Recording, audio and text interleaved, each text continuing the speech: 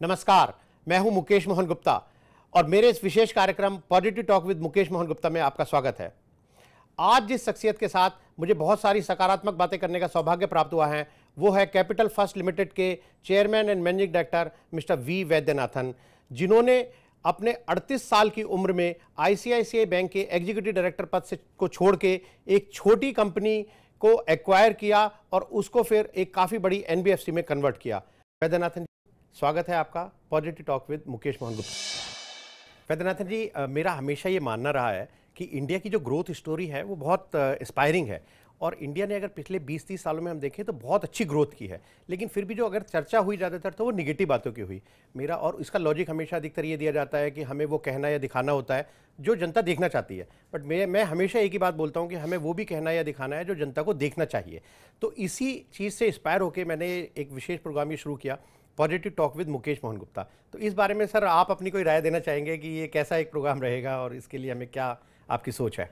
ये बहुत ज़रूरी प्रोग्राम है और ऐसा सोच भी बहुत ज़रूरी है, क्योंकि अगर आप 1-1.5 साल पहले देखें तो सिर्फ नेगेटिव न्यूज़ नहीं थे, वाकई सिचुएशन काफ़ी ख़राब थी। पिछले 8-10 महीने में 1 साल में ज़रूर फ़र्क आया है, इंटरेस्ट रेट्स कम हुई हैं, ओवरऑल एनवायरनमेंट ज़रूर इम्प्रूवमेंट हुआ है और आई थिंक पब्लिक को, आम पब्लिक को और बिजनेसेस को ये एक पॉजिटिव साइड ज़रूर देखना चाहिए और मैं बहुत खुश हूँ कि आप दिखाते हैं। मुझे एक बुज़ुर्ग ने एक बहुत इंपॉर्टेंट बात कही थी।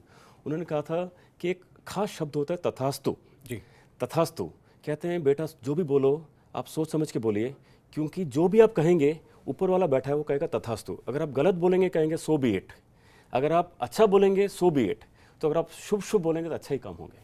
ठीक। और जब मैंने ये सोचा कि मैं एक ऐसा इनिशिएटिव लूँ तो मुझे लगा कि इससे ज़्यादा पॉजिटिव बात क्या हो सकती है कि अगर हम अपना जो अपनी कंट्री का जो यूथ है उसको हम किसी तरह इंस्पायर कर सकें कि वो एंटरप्रेन्योर बन सके। मतलब अधिकतर अभी गवर्नमेंट का भी ये रोल है, वो भी ये चाहती है कि भाई हम जॉब नहीं क्रिएट करना चाहते, हम चाहते हैं कि लोग एंटरप्रेन्योर बने। तो मैंने जब ये सोचा तो मुझे लगा कि आपसे बढ़िया इसमें मतलब एक पॉजिटिव मैसेज देने के लिए कौन हो सकता है। जो आपने 38 ईयर्स की एज पे, जो मैंने आपकी रिसर्च की सर, 38 ईयर्स की एज पे you were the executive director of the largest private sector bank ICICI bank और आप चेयरमैन थे आईसीआईसीआई होम फाइनेंस के। तो आपको कैसे ये इंस्पायर हुआ कि आपने एक छोटी सी कंपनी जिसका एनपीए भी 5% से ज़्यादा था, आपने उसको एक्वायर किया और उस छोटी कंपनी को फिर एक मुश्किल से 2 या 3 साल में फिर एक बड़ी कंपनी बना दिया। तो मुझे लगता है अगर आप अपनी ये सक्सेस स्टोरी बताएं तो जो हमारा यूथ है उसको ज़रूर ये इंस्पायरेशन मिलेगा, वो इंस्पायर होगा इस बात से कि कैसे एक इतने टॉप लेवल को छोड़ के एक छोटी कंपनी को ज्वाइन करके और फिर उसको बड़ा बनाया। इसके पीछे एक बैकग्राउंड है। अगर कोई एंटरप्रेन्योर बनना चाहता है तो इसके पास 2 ही तरीके हैं, या तो अपना बैंक, बड़ी नौकरी सब छोड़ दे, छोटे से फिर से शुरू करे। दूसरा तरीका है कि कोई एग्जिस्टिंग कंपनी है उसमें हम इक्विटी ले लें, फिर उसको बड़ा बना दें। तो मैंने सोचा कि ये जो दूसरा तरीका वो बेटर है, क्योंकि यहाँ पे इस कंपनी में मैंने देखा कि पहले से एक बना बनाया लाइसेंस था। मैंने सोचा अगर इसमें इक्विटी मिल जाएगा और मैं कहीं ना कहीं से मैं फॉरेन पार्टनर, डोमेस्टिक पार्टनर कहीं ना कहीं से इक्विटी ले आऊँगा, क्योंकि मेरे पास पर्सनल इक्विटी तो ज़्यादा थी नहीं। मैंने कहा अपनी इक्विटी और बाहर की इक्विटी दोनों कंबाइन करके एक बहुत बड़ी कंपनी बना देंगे। तो इसलिए मैंने ये रास्ता ज़रूर अपनाया, क्योंकि जब हम देखते हैं अपॉर्चुनिटी बड़ी है, हमारे पास काबिलियत है, कैपिटल नहीं है, तो ये एक बड़ा यूनिक कॉम्बिनेशन बनता है एंटरप्रेन्योरशिप के लिए। उस टाइम की सिचुएशन क्या थी? आपकी फैमिली से आपको कैसा सपोर्ट मिला? जरूर फैमिली ने तो कहा होगा कि ये मैंने आपके दोस्तों ने, रिश्तेदारों ने, आपकी वाइफ ने, बच्चों ने, उनका रिएक्शन क्या था जब आपने कहा कि मैं अब ये इतनी बड़ी नौकरी छोड़ के, एंड मुझे लगता है कि आप अगर एग्जीक्यूटिव डायरेक्टर थे उस टाइम पे तो शायद आज चेयरमैन की पोस्ट पे भी आप पहुंच सकते थे। तो उस टाइम पे फैमिली का क्या रिएक्शन था और उन्होंने आपको कैसे सपोर्ट किया? ये बहुत अच्छा सवाल है, क्योंकि जब मैंने ये जब आइडिया आया और मैंने डिसाइड तो कर लिया था। मेरे फादर जो हैं सर्विस क्लास में हैं, पब्लिक सेक्टर में काम करते थे हिंदुस्तान एरोनॉटिक्स में। अभी उनकी उम्र 80 ईयर्स की हो गई है, तो उन्हें ये सब एंटरप्रेन्योरशिप वगैरह की बातें समझ में नहीं आती। मेरी वाइफ ने पूरा मुझे सपोर्ट किया, लेकिन जो मेरे फ्रेंड्स थे उन्हें बहुत बुरा लगा, क्योंकि यार अब तो इतना बड़ा आदमी था, अभी तो छोटा आदमी बन गया। तो मैंने कहा बॉस, छोटा आदमी फिर बड़ा आदमी बन जाएगा, आप देखते रहिए। और ऐसे सोच के मैं चला बड़ा। लेकिन ये कितना मुश्किल था, उस टाइम का दौर बड़ा मुश्किल था जब आपने ये डिसीजन लिया। सन 10-11 की बात थी शायद। तो इंडियन इकोनॉमी भी थी, वो भी बड़े डाउनवर्ड ट्रेंड में चल रही थी, इन्फ्लेशन ज़्यादा था, रेट ऑफ इंटरेस्ट बढ़ रही थी, जो गवर्नमेंट की शायद पॉलिसीज़ थी वो भी ऐसी थी, ऐसा लगता था कि कोई डिसीजन नहीं हो रहे। तो उस टाइम पे नए इन्वेस्टर्स को ढूंढना एक ऐसी कंपनी में जिसका एनपीए भी बहुत ज़्यादा था नॉर्मल जो बिजनेस ट्रेंड है उससे, तो नए इन्वेस्टर्स को ढूंढना कितना मुश्किल था? ये तो ज़रूर बहुत बड़ा प्रॉब्लम था, क्योंकि जब मैंने आईसीआईसीआई छोड़ा तो मैंने सोचा कि छोटी कंपनी में एक स्टेक ले लेता हूँ और बाहर से मुझे फंडिंग मिल जाएगा। लेकिन ये थोड़ा मेरा गेस गलत निकला। पहले मैं गया म्यूचुअल फंड्स के पास, मैंने बोला मुझे क्यूआईपी करना है, कंपनी का कैपिटल चाहिए, आप इन्वेस्ट करेंगे? लेकिन मैंने बहुत म्यूचुअल फंड्स के पास किया, किसी ने 1 रुपया भी इन्वेस्ट नहीं किया। फिर मीनवाइल एग्जिस्टिंग प्रमोटर्स ने कहा कि शायद वो अपना स्टेक बेचना चाहते हैं, तो फिर हमने कहा चलिए कोई प्राइवेट इक्विटी से कॉन्टैक्ट करते हैं। मैंने कम से कम 1 साल इतने सारे प्राइवेट इक्विटीज़ के सामने जाके अपनी स्टोरी बताई है। मैंने बोला ये हम स्मॉल बिजनेस करेंगे, स्मॉल एंटरप्रेन्योर्स को फाइनेंसिंग करेंगे, बहुत कोशिश की, लेकिन किसी से कोई इक्विटी फाइनेंसिंग लेना बहुत ही मुश्किल था, क्योंकि उसमें वक्त भी ख़राब था। हाँ, आए दिन अन्ना हजारे, केजरीवाल, कुछ ना कुछ धरने होते थे, स्कैम होते थे, 2G स्कैम, कोई कोयला स्कैम, इंटरेस्ट रेट बढ़ते ही जा रहे थे, इन्फ्लेशन बढ़ते ही जा रहे थे, ग्रोथ रेट 8%, 7%, 6%, 5% होता जा रहा था। तो वो वक्त ऐसा था कि अगर हम किसी को इक्विटी मांगें भी, वो कहते थे अभी एनवायरनमेंट डिफिकल्ट है। लेकिन बहुत कोशिश की, बहुत लोगों से रिजेक्शन भी मिले, लेकिन फाइनली हमें वॉरबर्ग पिंकस से इक्विटी मिला। वॉरबर्ग पिंकस बहुत बड़ा फंड है, $45 बिलियन फंड है, उनके आने से हमारे लाइफ में बहुत फ़र्क पड़ा। आपने बड़ी इंटरेस्टिंग बात बोली इस बीच में। आपने कहा कि मैंने अपने इन्वेस्टर्स को कन्विंस किया कि हम लोग एसएमई को फाइनेंस करेंगे। आज के दिन में जब सभी बैंक्स को टारगेट्स भी हैं, आरबीआई की तरफ से भी हैं, मिनिस्ट्री ऑफ फाइनेंस की तरफ से भी है, तब भी शायद वो they are finding it difficult to fund to MSME, और वो शायद उनके टारगेट पूरी तरह से अचीव नहीं कर पाते। आपने ये नई सोच करी कि बिकॉज शायद जहाँ तक मैं समझता हूँ जब आपने कंपनी एक्वायर की थी तो ये लार्ज कॉर्पोरेट को फाइनेंस करती थी, बट आपने कहा कि हम एसएमई को फाइनेंस करेंगे। ये आइडिया आपको कैसे आया कि ये SME financing will be A profitable venture? देखिए, मेरा ये हमेशा ख्याल था कि अगर हम एक एनबीएफसी चलाते हैं, वो भी उस समय हमारी बोरोइंग कॉस्ट हमारी एनबीएफसी की 14.5% थी। अब आप सोचिए, अगर आप 14.5 पे बोरो करते हैं तो आपका लेंडिंग करना बहुत ही मुश्किल है। फिर आप डेवलपर को 18-20 पे फाइनेंसिंग करेंगे, फिर वो आपकी मॉडल अलग हो जाती है, रिस्की हो जाती है। हमने सोचा कि हम वही काम करेंगे जो बैंक्स नहीं करते, वही फाइनेंसिंग करेंगे जो बैंक्स नहीं करते, क्योंकि हमने देखा कि स्मॉल छोटे एंटरप्रेन्योर, दुकानदार, किराना स्टोर, इनकी बैंक्स की फाइनेंसिंग बहुत कम है। तो एक हमें बहुत यूनिक स्पेस मिला, हमने कहा यही फाइनेंसिंग करेंगे, और मैं इसी आइडिया को लेके प्राइवेट इक्विटी के पास गया। अगर मैं कहता था कि मैं होम लोन फाइनेंसिंग करेंगे, कार लोन फाइनेंसिंग, मुझे कभी पैसे नहीं मिलते। नहीं, अभी एक रिपोर्ट भी आई है जिसमें ये कहा गया है कि करीब 96% जो इनफॉर्मल जो है छोटे एंटरप्रेन्योर्स हैं वो इनफॉर्मल सोर्स से, मतलब एक तरह से समझे साहूकार से लोन ले रहे हैं वो, तो वो उनकी रेट ऑफ इंटरेस्ट है 40%, 30%, 50% तक भी कभी-कभी 100% भी होती है। बट आपने कहा कि आपने सोचा कि जो फंडिंग बैंक नहीं करते वो आप करेंगे, तो बैंक तो छोटे लोगों को तो बैंक भी, एसएमई को तो बैंक भी फंडिंग करते हैं, तो कोई आपकी कोई नई स्कीम्स थी? डेफिनेटली हमने अगेन जो एसएमई, मैं ये नहीं कह रहा हूँ कि बैंकिंग सिस्टम करते ही नहीं है, बैंकिंग सिस्टम करते हैं, लेकिन बैंकिंग सिस्टम नॉर्मली जो लार्जर एसएमई से उनको करते हैं, जो छोटे एसएमई से छोटे हैं उन्हें आई थिंक वो कर नहीं पाते हैं, या क्योंकि वो डिस्ट्रैक्ट हो जाते हैं। दूसरी बात है कि बैंकिंग सिस्टम आमतौर पे इनकम टैक्स रिटर्न पे फाइनेंसिंग करते हैं। हमने इससे थोड़ा हालत से हट के सोचा। यही मैं जानना चाह रहा था कि आपकी प्लानिंग और आपके जो स्कीम्स थी वो क्या है आखिर? वो अलग थी। हम लोग एंटरप्रेन्योर के इनकम टैक्स रिटर्न पे नहीं जाते हैं, वो है डेटा पॉइंट है, लेकिन हम उसके कैश फ्लो देखते हैं, उनके कैश फ्लो को डिस्काउंट करके फाइनेंसिंग करते हैं। या फिर जो जिन्होंने छोटे दुकानदार हैं, जिनको 50 लाख, 1000 रुपये चाहिए, 1 लाख रुपये चाहिए, जैसे किराना शॉपकीपर्स हैं, इनकी फाइनेंसिंग जो है डेफिनेटली बैंकिंग सिस्टम कर नहीं पाती है। तो ये एक बहुत बड़ा अपॉर्चुनिटी है। और जैसे वो आईएफसी का आपने रिपोर्ट पढ़ा होगा, 30 लाख करोड़ की शॉर्टफॉल है जी। 5 करोड़ एसएमईस हैं, 5.7 करोड़ 5.7 करोड़। yes. तो मैं जब प्राइवेट इक्विटी इन्वेस्टर्स के पास जाता था, मैं उन्हें कहता था ये बहुत सी इतनी बड़ी अपॉर्चुनिटी है, हम फाइनेंस करते रहेंगे 20, 25, 100 साल तक करेंगे, ये अपॉर्चुनिटी कहीं नहीं जाएगी। तो और आपका एक्सपीरियंस कैसा रहा? मतलब आपने डिसाइड तो कर लिया कि चलो मैं एसएमई को फाइनेंसिंग करूंगा, लार्ज कॉर्पोरेट पे ज़्यादा कंसंट्रेशन नहीं करेंगे, तो अब अगर आप देखें आपका जो एनपीए लेवल क्या है और आपका एक्सपीरियंस कैसा रहा ये एक एमएसएमई को फाइनेंस करने का? देखिए, मेरे हिसाब से ये बेस्ट बिजनेस है। मैं ये नहीं कहता हूँ कि इसमें रिस्क नहीं है, मैं मानता हूँ रिस्क है, लेकिन आप देखिए कई बार आप कॉर्पोरेट्स को लोन देते हैं, कॉर्पोरेट्स में एक लोन खराब होता है, आपका 1000 करोड़ का लोन खराब होता है। यहाँ पे स्मॉल एंटरप्रेन्योर 50,000 रुपये, 1 लाख रुपये, 2 लाख रुपये, 1 करोड़ रुपये लेते हैं। तो ये जो रिस्क है बहुत डाइवर्सिफाइड है। दूसरा जो है, हमारी एक्सपीरियंस एनपीए में 1% से कम है। अच्छा, आपने 5.4 से लेके इसको मतलब पिछले 3-4 सालों में इसको आप बिलो 1% लेके आ गए। इनफैक्ट मैं तो कहता हूँ एसएमई से बेटर कोई बिजनेस है ही नहीं, क्योंकि इसमें मार्जिन भी अच्छे हैं, परफॉर्मेंस भी अच्छी है। एक बात मैं आपको बता दूं, एसएमईज जो हैं, जो स्मॉल एंटरप्रेन्योर्स होते हैं, वो अपने लेंडर्स की बहुत कदर करते हैं, उनको रेस्पेक्ट करते हैं। वो समझते हैं कि इन्हीं के रीजन से हम बड़े हुए हैं, इसी से एक रिलेशनशिप बनती है। मेरे हिसाब से एंटरप्रेन्योर्स का एक खास पोजीशन है अपने इकोनॉमी में। तो इसमें आप ना, मैं ये ज़रूर जानना चाहूँगा कि आप हमारे जो पब्लिक सेक्टर बैंक हैं या जो प्राइवेट सेक्टर बैंक भी हैं, उनको आप कोई टिप देना चाहेंगे कि व्हाट इज़ द मैजिक कि आपने 5.4% से आप एनपीए 1% ले आए अपना, by doing only MSME financing?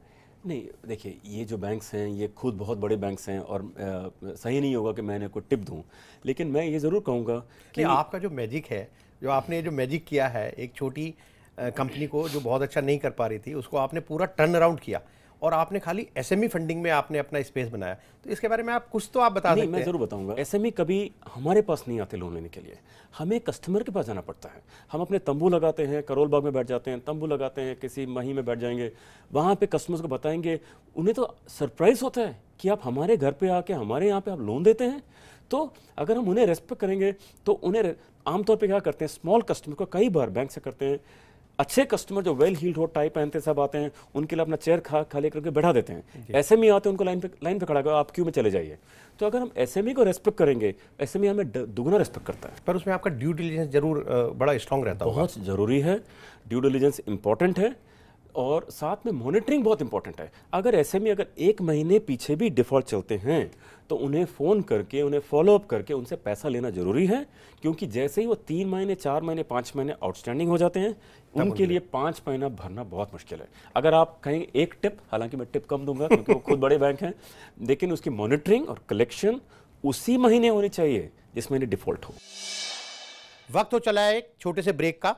मैं जानता हूं आप कहीं नहीं जाएंगे, क्योंकि ब्रेक के बाद वैद्यनाथन से बहुत सारी सकारात्मक बातें करना बाकी है।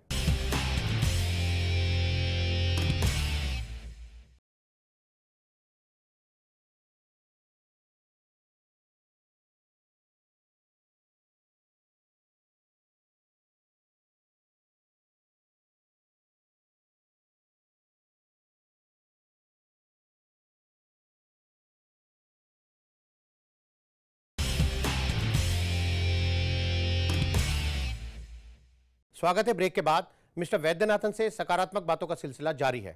वैद्यनाथन जी, आपने कहा कि मार्केट बहुत बड़ा है, तो आपका कोई प्लानिंग है, कोई जैसे अभी प्राइवेट बैंक्स की बात चल रही है, तो बैंकिंग लाइसेंस के लिए आपका कोई प्लान है? अभी हमने बैंकिंग लाइसेंस के लिए अप्लाई नहीं किया है, क्योंकि हमारी कंपनी खुद फॉर्मेटिव स्टेज में, आप जानते हैं हमारी कंपनी के 4 साल की इसकी विंटेज है, और मेरे हिसाब से हमने अभी अप्लाई नहीं किया है। लेकिन इन द लॉन्गर रन एक बहुत अच्छी बात आरबीआई ने कही है, जो मेरे लिए बहुत होप की बात है। एक आरबीआई ने कहा है banking licence available on tap. दूसरी बात उन्होंने कही है कि हम स्पेशलाइज्ड बैंक ज़रूर खोलेंगे जिनकी कोई अपनी पहचान हो, और हमारी पहचान कभी ना कभी ये ज़रूर रहेगी कि हम एमएसएमई के फाइनेंसिंग का बैंक बनेंगे।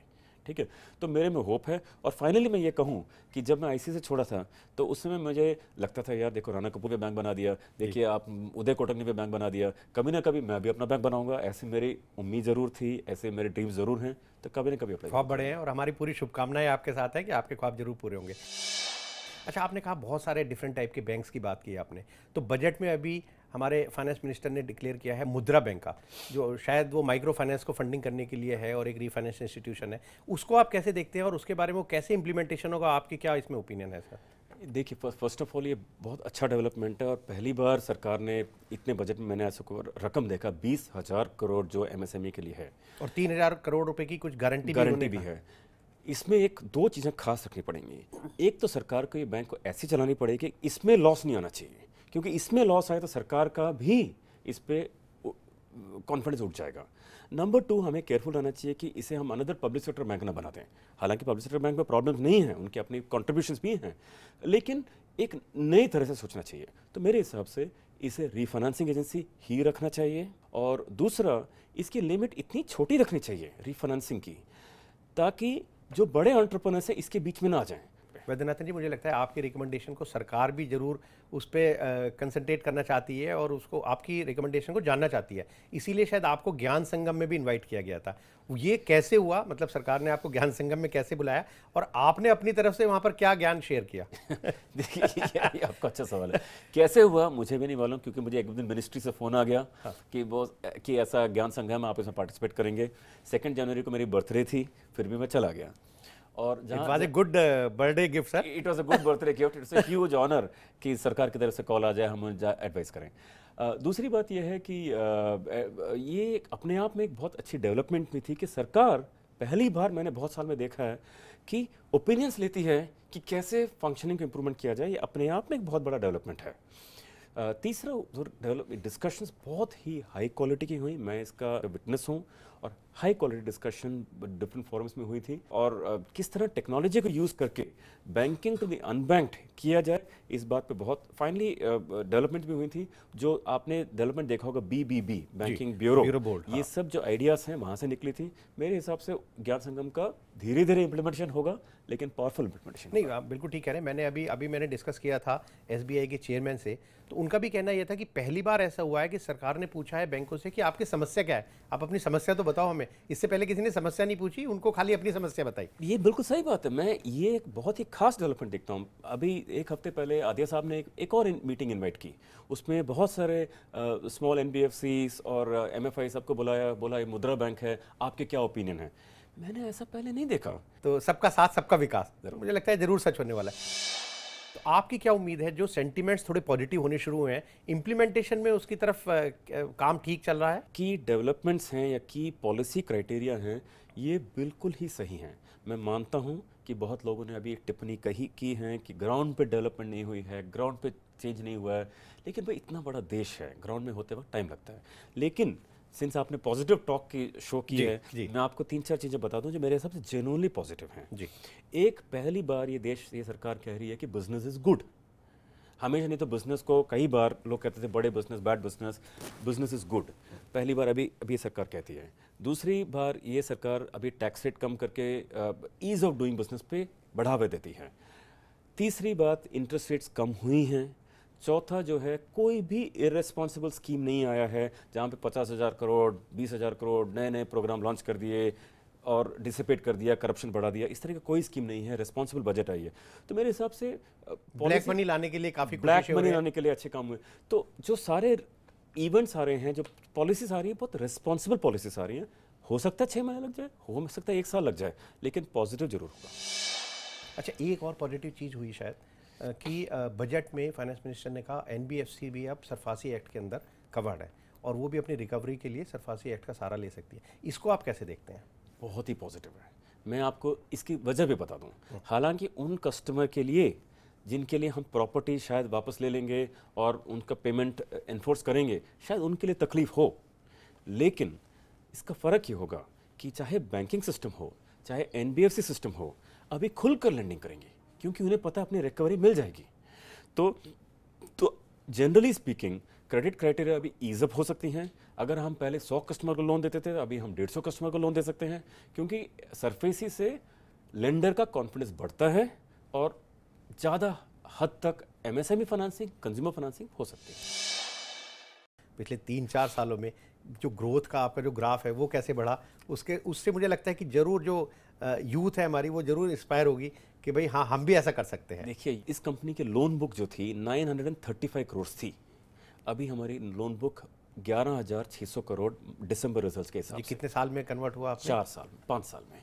दूसरा, हमारी जो नेटवर्थ थी उस समय 690 करोड़ थी। नेटवर्थ Tier 1 Tier 2 कैपिटल जिसको बोलते हैं, वो हमारी अभी 2,200 करोड़ की हो चुकी है। तीसरा, जो NPA था वो 5% से ऊपर था, अभी NPA 1% से भी कम है, हालांकि 0.7% है। ठीक है। और जो हमारी क्रेडिट रेटिंग है, अभी हमारी रेटिंग AA+ हो चुकी है, यानी कि AAA से एक शॉट। और मेरे हिसाब से इसको बाहर के कंपनीज भी, प्राइवेट इक्विटी भी फाइनेंस करने को तैयार है। अभी हमने एक इश्यू लॉन्च की थी, अभी पिछले हफ्ते की बात है, 3-4 दिन की बात है। हमने 300 करोड़ इक्विटी रेज किया है थ्रू QIP। किन्होंने पार्टिसिपेट किया? गोल्डमैन सैक्स। किन्होंने पार्टिसिपेट किया? HDFC standard life. किन्होंने पार्टिसिपेट किया? बिरला। किन्होंने पार्टिसिपेट किया? सिंगापुर के एक लार्ज फंड ने। तो इसका मतलब जो है कि ये बिजनेस एक वायबल बिजनेस है, कैपिटल इसको चेस करता है जहाँ तक मैनेजमेंट की नीयत अच्छी हो और मैनेजमेंट के जो कॉर्पोरेट गवर्नेंस अच्छी हो और बिजनेस अपॉर्चुनिटी इंडिया में अच्छे हैं ही, तो मनी चेस करती है। मेरे हिसाब से फ्यूचर बहुत ही ब्राइट है। तो अभी जो बहुत एक चर्चा का विषय है कि जो पब्लिक सेक्टर बैंक्स हैं उनके पास कैपिटल की स्केसिटी और बेसिल 3 नॉर्म्स के हिसाब से उनको बड़ी दिक्कत होने वाली है शायद आने वाले समय में, तो आपको लगता है कि ऐसी कैपिटल का कोई समस्या नहीं है? कोई समस्या नहीं है। अगर कैपिटल किसको चेस करता है, मैं काफ़ी रोड शोज कर चुका हूँ अपने QIP में पैसे रेज करने के लिए। 3 चीज़ें देखते हैं, एक तो वो अपॉर्चुनिटी देखते हैं, दूसरा वो रिटर्न देखते हैं और तीसरा कॉर्पोरेट गवर्नेंस देखते हैं।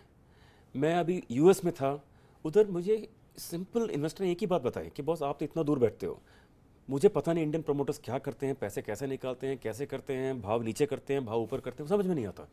मैं कहता हूँ भाई कैपिटल फर्स्ट में बिजनेस है, कभी ऊपर भी हो सकता है, कभी नीचे, प्रॉफिट है कम नीचे, लेकिन मैं आपको एक चीज़ गारंटी करता हूँ, कभी आपका कॉर्पोरेट गवर्नेंस में आप एक उंगली भी नहीं उठा सकते कैपिटल फर्स्ट पे।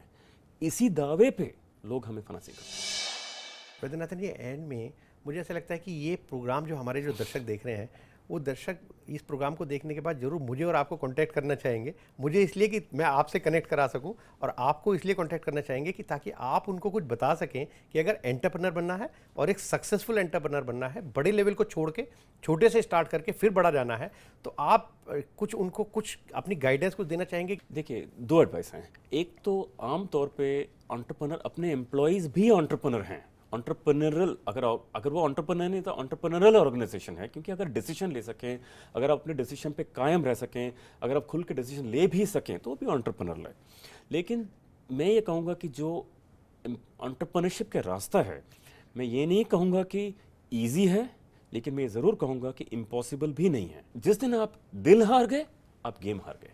गिव अप नहीं करना है, गिव अप नहीं करना, बाकी आप कोशिश करते रहिए। ये मेरी एक्सपीरियंस है, मैंने कम से कम 8, 10, 15 प्राइवेट इक्विटी में फेलियर अचीव किया बिफोर मुझे वॉरबर्ग पिंकस मिले, और इस तरह, और कई बार बैंकिंग सिस्टम भी आपको मना कर सकती है, लेकिन गिव अप नहीं करना है।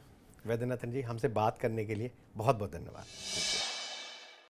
अगर आपकी सोच सकारात्मक है, आपके आइडिया पॉजिटिव है, तो मुझे मेल कीजिए, और हो सकता है अगले हफ्ते मैं यहां आपके साथ बहुत सारी सकारात्मक बातें कर रहा हूं। Till then, be positive for yourself and for the country.